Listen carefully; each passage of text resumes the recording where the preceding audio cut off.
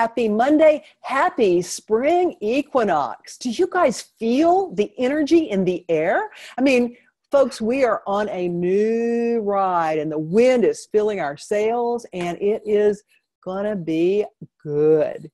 And I'm so excited about today's show because today we're going to talk to you about money and how you relate to money so you can relate to money better.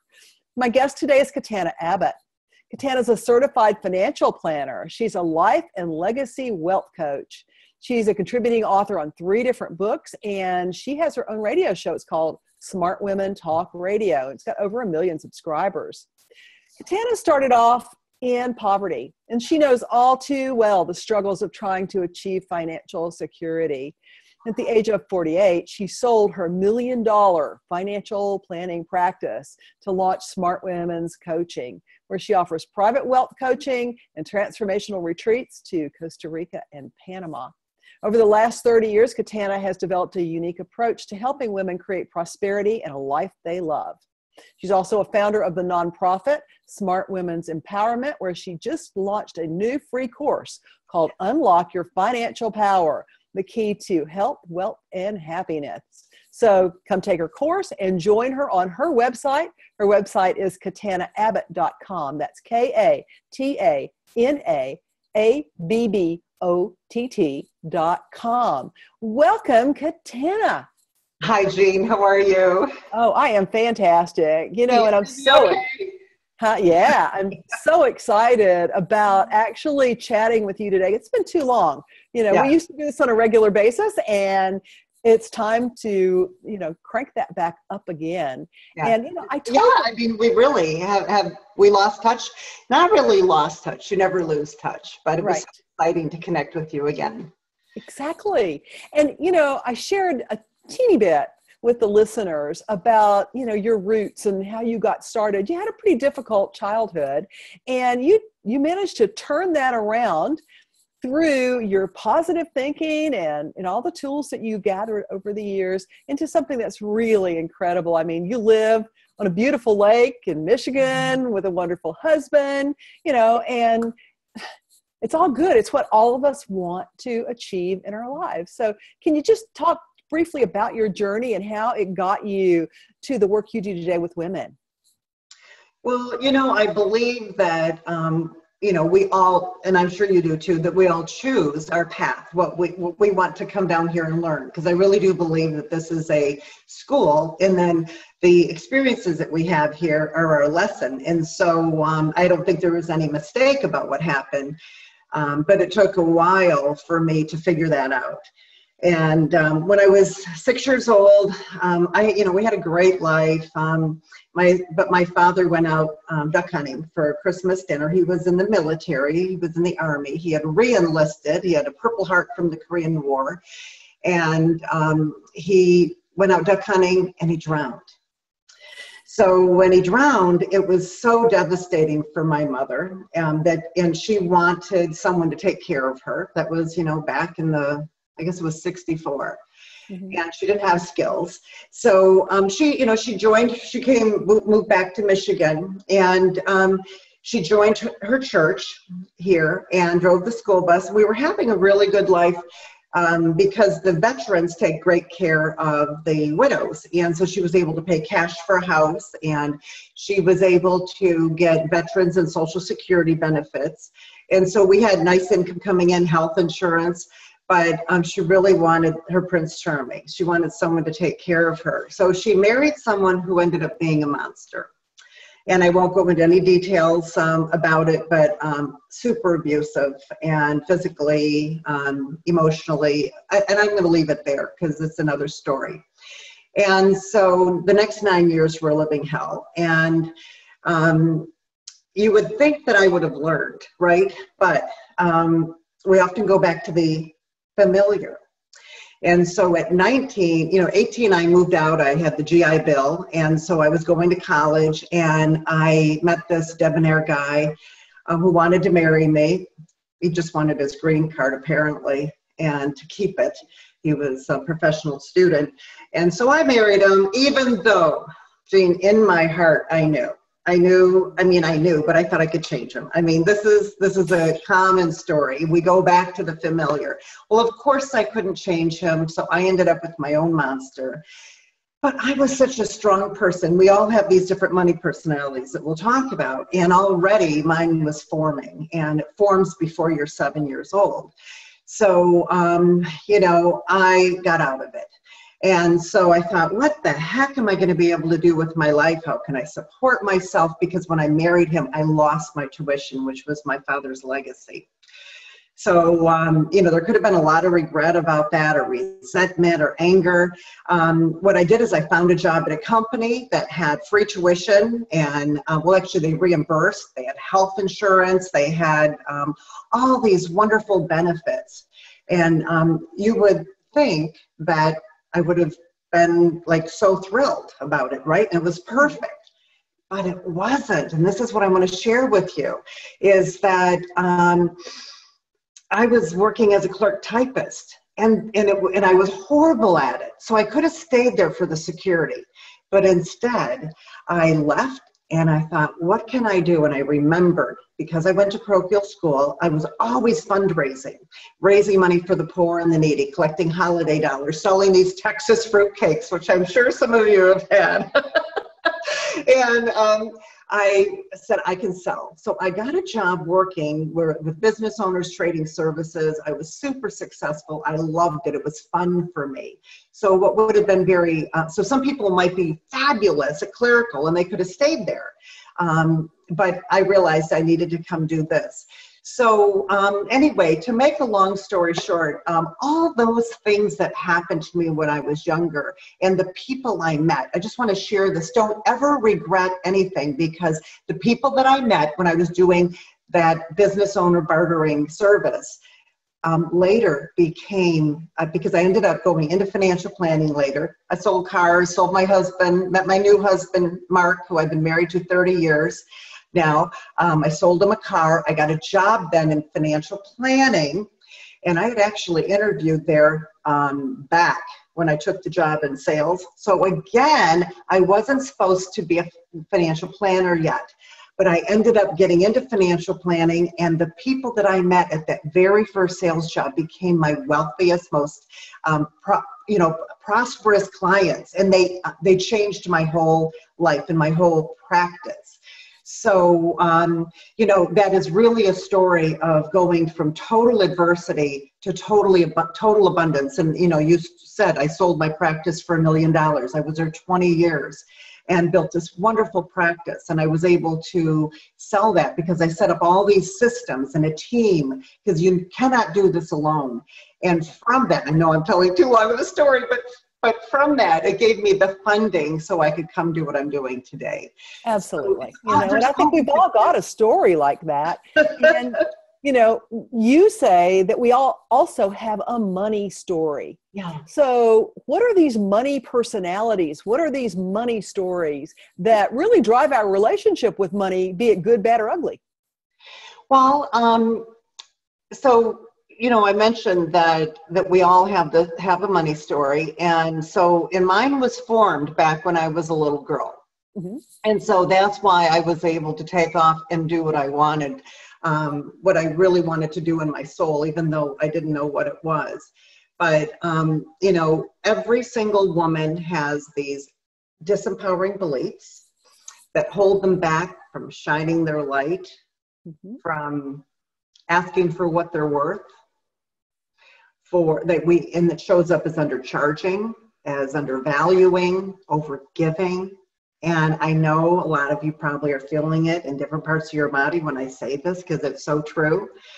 And so I got into this work to try to help women identify, because there's a really specific way to do this. I'm sure it comes from a psychological model, but there's a very specific way that I use to help women identify what their disempowering belief is, and how to release it, to do forgiveness, and to be able to step into their own power. I want you to think back to the Golden Globes a few years ago, and I don't know if you remember this, Jean, or people who are watching right now, but it was, what's her name? She was in the Les Mis. Mm. Oh, I don't shoot. remember. Okay, I almost, and Hathaway. Oh yeah, Anne Hathaway. Right. Yeah, and if you remember, she said, "Don't thank you for this blunt object that I'll always use to, to hold me back from those disempowering beliefs." I mean, Emma Thompson dealt with it. I mean, really famous people dealt with it. So I want to share with you this idea of identifying a money personality. And so there's 5 of them, okay? And there's, I'm gonna actually name them for you. There is love, security, value, recognition, and status. So Jane, we did this together. Do you remember which one you were? I don't remember. I've slept too many nights since then. It's been, God, what, 4 or 5 years? Okay, I do, but I'm not going to say anything. You can if you want, because it's all private. But I'm going to go through them now. So, all right. So each one of these. So again, I'm going to say them again. So just think of the word when I say it. There's love, security, value, recognition, and status. Okay, so see if any of those resonate. But each one has a desire, which is something that you're seeking. And then each one of them also has a challenge, which is kind of like the opposite. So you're seeking this, but your challenge is this. Okay, then there's a disempowering belief, and then I'm going to show you how it shows up. So if you're not driving, I'm just assuming if you're watching this, you can grab a piece of paper and just start making some notes. And some people actually want to do this for their children, or they want to do it with their spouse, because it transformed my relationship with my husband, because we're opposites. And when we learned this, it transformed our relationship, and we quit fighting in front of the kids. I mean, it's really awful. A lot of marriages break up because of fighting. So, and generally fighting over money. Fighting, and it's like huge percentage. I don't have it in front of me, but I did some research on it, and it destroys lives. So, so this idea, the first one I'm going to talk about is love. Wow. So love is a very interesting one, because love has no connection to money. And it's almost like it's play money. And one gal even said to me, I just think of money like Monopoly. So they think that, so the challenge, the desire, what they're seeking, okay, is belonging. Mm-hmm. So there was something that happened in their childhood where they were separated from love, okay? And then so the desire is belonging, the challenge is self-acceptance. Do you see how that works? Mm-hmm. So the disempowering belief, so I ask a lot of questions about money, and then something comes up and I get it, and I go and I write it down, and then I say, is this it? So it would sound something like, I need to do whatever it takes to get love. Okay, so if you're a love personality, how it's going to show up is, and probably when you were little, the way maybe your parents showed love would be buying you things. So it could show up in buying things for others. I've got a good friend, she is a love lady, and she, even on her birthday, she buys everyone gifts. But a lot of times they don't think about the consequences. They could build up debt. I had one lady who built up debt, ended up going bankrupt. And because they even think the debt is play money. So also, you could end up, never looking really at your statements. And what's interesting, your bank statements. And so, or having, you'll see, these are people that may buy multiple items of things. If they buy a robe, they're going to buy it in 3 colors, or shoes in multiple. So just keep that in mind. Okay. So then there's another one now this is one that really focuses on the money. It's called the security personality. And, and one last thing, because I just thought about this, for love, you usually hide your feelings rather than speak up. Okay, because you don't want to hurt someone. Okay, so let's talk about security now, because this is my husband. And so the security personality, they desire freedom. Okay, but the challenge is trust. So do you see that? And if you say something like, and this is where we would fight, is I would say something like, oh my gosh, wouldn't it be wonderful to do such and such? First thing he would do is shut me down because he was afraid I was going to go do it. Right. Go spend the money, So they desire freedom. The challenge is trust. So this is the disempowering belief, why that person does this. And when you understand it, about yourself, you can forgive. And when you understand it about someone you're in relationship with or who works with you, maybe a business partner, then you can understand there's strength to this too. This is the belief. I never know when what I have, love, a person, or money, will be taken from me or disappear. Ooh, so you can feel that, yeah. See? My husband's always grew up with love. And even though they were very poor, he never knew it till one time when there was a flat tire on the car. His older brother from a prior marriage of the parents had a flat tire, and the parents, he overheard them saying, we don't know how we're going to afford to fix this tire. And my husband was little and he was devastated by this. And George left some money in the top drawer of the dresser to fix the tire. But so do you see that? So this fear of, so no matter how much money you have, right, you still have this fear that you're going to lose it. So it can show up in relationships. And I've worked with someone who is also like that with relationships. Okay, so here's how it shows up. Overthinking purchases. So micromanaging money, living below your means. Okay, so living very frugally. And self-denial could be another thing. Minimizing your living standards, keeping the heat too low because you want to keep see what I mean? Not right, yeah. Keeping warm even. So maybe you undercharge for services because a little money's better than nothing. This is another one. Wanting to do everything yourself, so fear of delegating. Write that down. If you don't want to delegate because you don't want to spend the money and you're going to do the $10 work or the $15 work, you could be sabotaging yourself because maybe you should be making $100 or $200 an hour, but you don't want to give up that control, or you don't want to pay someone. So failing to delegate is a big issue. Okay, so now we're going to talk about value, and a lot of people, a lot of women have this. So they desire significance. So there was something that happened in their life where they didn't feel significant. And so what is the challenge? Boundaries. So it shows up. I remember which one I am. So what is it? Okay, let me go through this and you tell me if this is true. So I have a daughter who is a value person. And so the disempowering belief is I need to prove I'm a good person, okay, or I'm good enough. So this idea of being good enough. So what do? You overgive. Yeah. And I've got one girlfriend, she's calling me all the time, and it's always like there's some kind of fire going on. And every week it's like, okay, who am I going to have to take care of this week?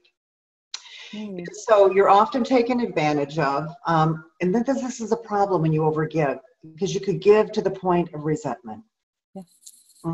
Done that. Been there, done that. We all have. Yeah. So you may have a little bit of each, which is interesting, but overextending your time. And again, maybe not even charging at all. Bartering could be another way. Could be always in a state of overwhelm, like maybe there's a tornado going on in your head. And this is another one, comparing.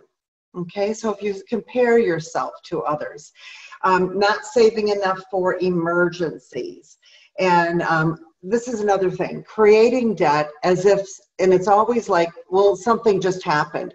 And sometimes a value personality will actually take out credit card debt to help someone else. Does that make sense? I've done that. Okay. Okay, so that's value. So for all of these, and I want to do the status, which is the last one. Okay, so the status, their desire is to be validated. And so their challenge is balance. So if you see people that are just like, they're A-type, they're go, go, go, and they're just, they go to everything. They're in everything. But the disempowering belief is that whatever I have or achieve is never enough. So it's whatever I have or what I need, whatever I achieve is never enough. So it's not trying to prove you're good enough. It's like what you have is not enough. So you can see that could have come from something you saw or felt or experienced as a child. So the belief, So how this shows up is it could be compulsively spending and picking up the tab even when you're in debt. And it's not so much showing off, but again, just trying to prove, that you're successful, even if you're struggling. So always buys expensive items. So they're gonna be the one that are buying the really expensive clothes, and regardless of the bank balance, and showing. Always having the best. I had a friend who was a combination of the love personality and status, and it was a total disaster. She inherited $1 million. It was gone in 4 years. Not only that, she had a house she paid cash for. They ended up filing bankruptcy because she didn't get the help she needed and the advice, and had taken a loan against the house, and then she lost the house too. So very devastating. So it was a status. I mean, one little buffet was like $13,000. Wow. And see, when you have $1 million, you really can only spend $3,500 a month, and she was spending $100,000 a year and more. Does that make sense? Oh, it does. And this is what happens when people win the lottery. Yes. And they haven't dealt with their core issues and their money personality and that kind of thing. And, they, many of them end up worse off than they were before they won the lottery. Absolutely. Yeah. In fact, most people do. They go through it. And another one is professional sports football players. It's really big with football players. Movie stars and actors. Yeah. Same thing. Yeah. They give their power away to someone else. Yes. Money. Well, and depending on the personality, it's going to show up in different ways. Right. So some will live frugally. There's only one personality that lives frugally and cares about, managing the money. So, so remember, status does things to the extreme. And so the last one is recognition. And this is a lot of entrepreneurs. A lot of entrepreneurs. So they desire respect, but there was something so devastating that happened when they were little, you can imagine. And so the challenge is realism.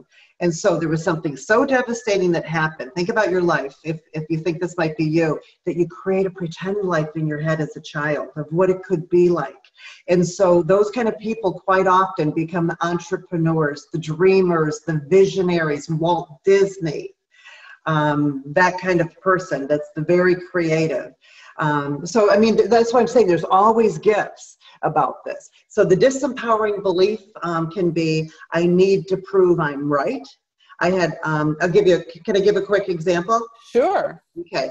Here's someone that I was doing this session with, and we usually close our eyes and, when we identify what the belief is to find out where it is, I ask the person to close their eyes and take a deep breath and find out when they say that out loud, where do they feel it in their body? And so it could be, I need to prove I'm right, and that's what happened to this girl, or I need to prove I can do it on my own, because you always feel alone. And so this gal, when she did this, I said, so where do you feel that? And she told me, I can't remember what part of the body it was, but we had our eyes closed. And I said, where were you when that happened? 3 years old. And I said, what was going on? Well, my dad's coming to get me, but he's not my dad. My stepfather is raising me. So I don't know this man and I don't like him. So my uncle was there. I'm gonna start crying. And she said, I don't want to see him. He goes, well, you tell him you don't want to see him then. And she goes, I did. And I never saw my father again. And I'm 55 today. Whoa. So she was a recognition personality. So she had such a devastating thing happen to her that how she was acting that out is she had to prove she was right, because that was so unfair. Do you see that? Yeah. What happened to me was so unfair. So then what happens is you become this dreamer, this visionary with pie in the sky ideas. You're a huge risk taker. So it could be you make a bunch of money, And then you could lose it all, but you're fearless, so you do it again. Right. You could be taken advantage of by people that are, so again, this could be a sports person or, very wealthy person. They trust others. A lot of times they don't want to manage the money, they want to make it. Right. Walt Disney, he showed that he could create the idea, and then if someone didn't take the idea and run with it, he was on to the next one. So that's the work I do, is helping people identify their strengths and their unique abilities and talents, you see, and how to work with this, because it's not just your money, it shows up in every area of your life. So, a lot of times they don't like to admit that they're wrong, or they have to prove that they can do it. So they push the idea, even if it causes them to go bankrupt. Wow. So anyway, I just, and they could invest in people or ideas that don't pay off. So so is this making sense? Oh, it does a lot. Yeah. I still stick with the value one, I think, is mine. Is that what I was when you did my thing before? I don't know. I thought it was status, but maybe it was. I could have shifted. Pardon? I could have shifted some. Yeah, I think. we can. Because I've changed a lot since last time. It was something about purses. Yeah. There you go. So if someone's buying the $1,000 purse, something I've never done, there we go. Damn thing to me, So viewers, if you go to Katana's website, again, that's katanaabbott.com, KatanaAbbott.com, and you enter your name and your email to join her Smart Women community, she's got some gifts for you. Katana, what are the gifts? Well, it's really exciting because you get to join our community and you'll get my newsletter, which, I know everyone has a newsletter, but we have a new guest every week on our radio show. Jean's going to be on very soon. And the guests talk about money, business, and the metaphysical, inspiration, that kind of thing. But the other thing that you get is 100 days of inspirational quotes by women. So, we come into your mailbox for 100 days. And we are just launching. This is perfect timing because for the last 10 years, I've been using this process that it's a 6-step process I use for my coaching. And I found that most women couldn't afford to hire me. Very small percentage could. It's $2,500 to work 3 months with me. So I had this dream of being able to make my material available for free to all the women in the world. And so I've done it. And it was so hard to do because I was thinking, am I crazy? So I made a program called Unlock Your Financial Power. We got a grant from Seed Foundation. And so now on the Smart Women's Empowerment site, we have this new course. I have 5 videos, I think about 10 audios, the worksheets that I've used with clients. I'm so excited because they can still go over and do all this, and I don't have to teach it all now, but it's available to you for free. So if you do your name and email, you also are going to get access to this beautiful course, Unlock Your Financial Power. And then it's filled with free resources from people who've been on the show. So once you go through my process, you really identify who you are, why you're here, what your challenges and gifts are, and you work through the leap, I call it. And then we go into the plan, and I have you work on what are you going to do. So your goals and values and the system in your team. Then you come into the resource area, and there's all kinds of free resources there to help you work on those. And so come in, it's katanaabbott.com, and do your name and email, and I'll be there to work with you. And someday I hope to do a Facebook group and a live call with it. I'm not sure where it's going to go, but we're starting with the course. I think you'll be really super busy with it, but I'm excited, Jean. So fantastic. So viewers, this is one thing you can do today to change your relationship with money and to move yourself onto the prosperity path. So thank you so much, Katana. This is such a great gift for my viewers. I am thrilled. Really appreciate it. Good to see you. Yeah. And viewers, go check out my website, jeanadrienne.com. I've got a DNA activation course that I'm running right now. If you sign up for my newsletter, what you get is a free subscription to the online version of my Inner Speak cards. You can use those as long as you want. If you decide to opt out of my newsletter, you can continue to use those cards. And then next week, my guest is going to be Brian Rawls. Brian is a psychic, he's a shaman, he's an amazing young man who's got such a gift. And he is going to connect in with all of you that want to and talk to you about your gifts and what he sees for you in the future and how you can best take advantage of what he's seeing. So join me next week to get free connection with Brian Rawls. So until next time, remember, people who take responsibility for their lives create the reality they desire. Ciao.